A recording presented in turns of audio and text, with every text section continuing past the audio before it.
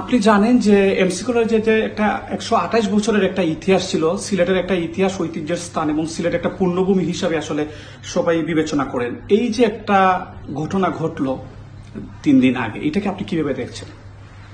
এটা তো আমরা সারা দেশের মানুষ উদ্বিগ্ন, আর বিশেষ করে সিলেটবাসীদের কথা তো আমি চিন্তা করছি যে এই ধরনের একটা ঘটনা ঘটতে পারে এমসি কলেজের মতো জায়গায়, এবং এটার কোনো যারা এটার পেছনে আছে তারা কিভাবে এতদিন তারা তাদের হলে কি করে আছে, এবং তারা যে যে এই কাজটা করতে পারলো, কোন সাহসে এটা করলো।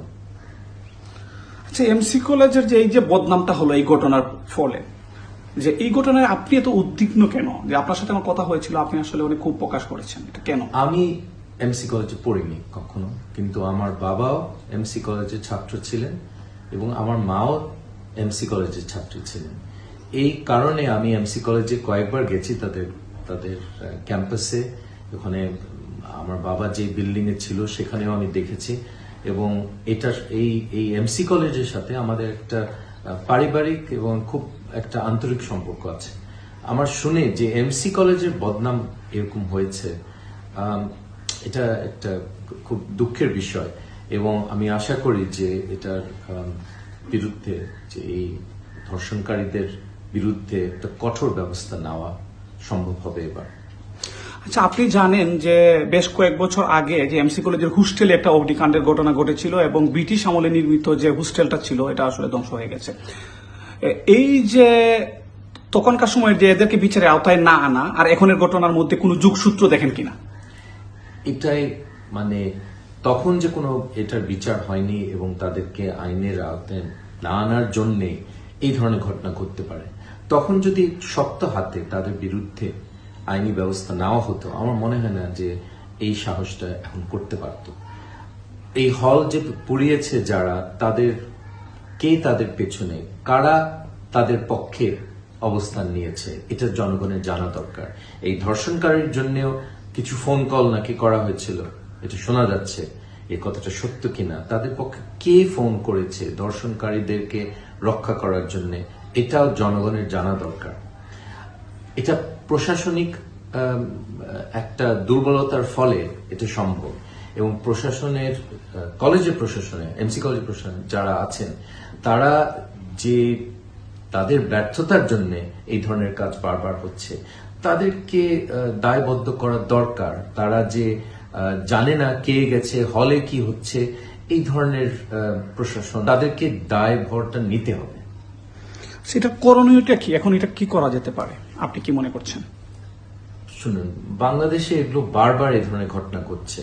আমরা ধর্ষণ, হত্যা, রাস্তায় হত্যা, একজন অবসরপ্রাপ্ত মেজর সিনহাকে, এগুলো হয়। সবাই রাস্তায় একটা মানববন্ধন করে, তারপরে নতুন একটা ঘটনা ঘটলে ভুলে যায়। কিন্তু এই ঘটনাগুলির একটা ধারাবাহিকতা আছে। বারবার কেন ঘটবে এই ধরনের? একটা বিরাট একটা আন্দোলন হওয়ার পর আবরারের জন্য তারপরে আরেকটা ঘটনা ঘটে, একই ধরনের ঘটনা। কি সাহসে তারা এগুলো করে? কার পৃষ্ঠপোষকতায় তারা এই ধরনের কাজ করতে পারে? বারবার একটু চিন্তা করতে হবে।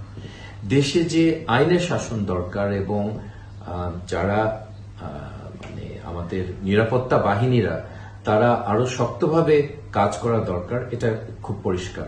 হত্যার, ধর্ষণের ক্ষেত্রে আমরা দেখি যে কিছু মানুষ রাজনৈতিক কিছু প্রভাব খাটাতে চেষ্টা করে। পুলিশকে কাজ করতে দেওয়া হয় না।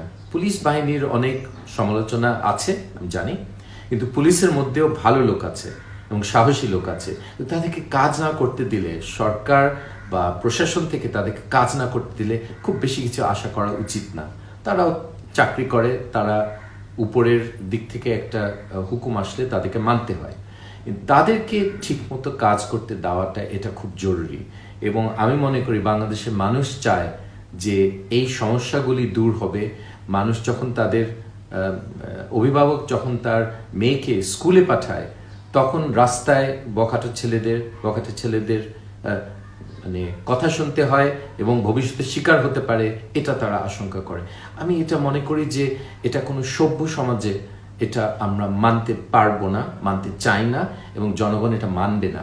এবং সরকারের ভাবমূর্তি অনেকটা ক্ষতিগ্রস্ত হবে এই ধরনের ঘটনা প্রত্যেক 2 দিন পর পর যদি ঘটে। আমি মনে করি সরকারের অনেক ক্ষতি হবে এবং তারা রাজনৈতিকভাবে তারা এটাকে মোকাবেলা করতে পারবে না, কারণ জনগণ যেখানে এফেক্টেড কিছু করতে পারবে না। তাদের একটা পুলিশ কন্ট্রোল রুম এর মধ্যে সারা দেশের প্রত্যেকটা জেলায় তাদের মনিটর করা উচিত। এই ধরনের একটা ঘটনা ঘটার সম্ভাবনা যেখানে আছে তাদের গিয়ে অ্যাকশন নেওয়া উচিত। গোয়েন্দা সংস্থার তারা অনেক লোক আছে, অনেকগুলি গোয়েন্দা সংস্থা আছে, তারা দেশের মানুষের নিরাপত্তার কাজে তারা তাদের নিযুক্ত থাকার কথা, কিন্তু আসলে তারা কি কাজ করে আমরা সবাই জানি। তারা যেন এই ধরনের ঘটনা ঘটার আগে তারা যেন অ্যাকশন নিতে পারে। কারা কারা দুষ্কৃতিকারী তারা আগের থেকে জানে, তাদের লিস্টে আছে।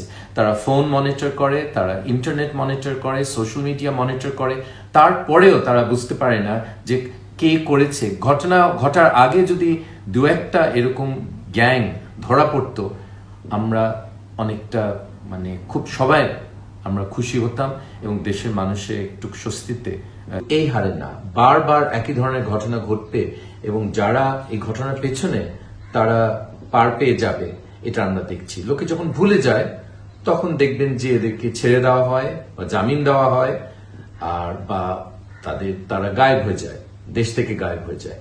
সো এটা বারবার ঘটছে, মানুষ কিছু করতে পারছে না। আমার মনে হয় যে জাতীয় একটা আন্দোলন দরকার এই ধরনের দুষ্কর্মের বিরুদ্ধে, এবং আমরা যদি একবার মানববন্ধন করে এই কথাটা ভুলে যাই, এই যে এই জঘন্য ঘটনা যেটা ঘটছে বারবার, আমরা যদি জাস্ট ভুলে যাই, মনে করি আমাদের দায়িত্ব পালন হয়ে গেছে, জনগণ যদি মনে করে, আমরা যারা সমাজে যারা নেতৃত্ব দিচ্ছে তারা যদি মনে করে আমরা তো একবার মানববন্ধন করেছি, একটা মিছিল করেছি, তারপরে আমাদের দায়িত্ব শেষ, তা না। এটা লেগে থাকতে হবে যে আমরা এই হত্যাকাণ্ডের, এই ধর্ষণের, এগুলির সবগুলির বিচার চাই এবং আমরা একত্রে ঐক্যবদ্ধভাবে দেশের মানুষ এটার বিচার চাইতে হবে। একটা ঘটনার জন্য কিছু মানুষ দাঁড়িয়ে যায়, আরেকটা ঘটনা, এগুলো সব জড়িত, সব কি ধরনের মানুষ এগুলি করছে আমরা আন্দাজ করতে পারছি। এখন আমরা সবসময় প্রমাণ পাই না, কিন্তু আন্দাজ করতে পারছি, এবং কারা তাদের প্রোটেকশন দিচ্ছে, কারা তাদের পৃষ্ঠপোষক, এটা একটু খোঁজ করেন আর আপনি তখন এটা বন্ধ করতে পারেন। এই কয়েকটা ঘটনা থেকে দেশের মানুষ বুঝতে পারছে যে দেশে এখন নিরাপত্তাহীনতায় সবাই ভুগছে। খুব কম কথায় সবাই বুঝতে পারছে। এবার বড় কথা একটা বলছি যে দেশ এভাবে চলতে পারে না।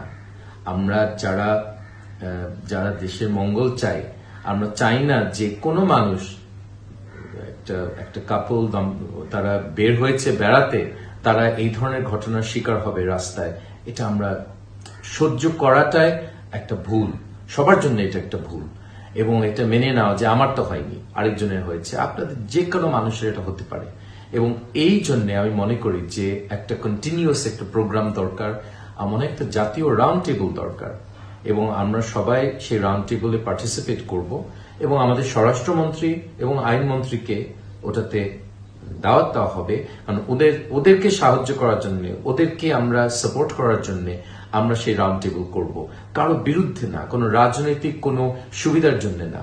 এটা আমাদের দেশের মানুষকে একটা শান্তিতে বসবাস করার একটা সুযোগ দেওয়া, এটা আমি মনে করি গুরুত্বপূর্ণ।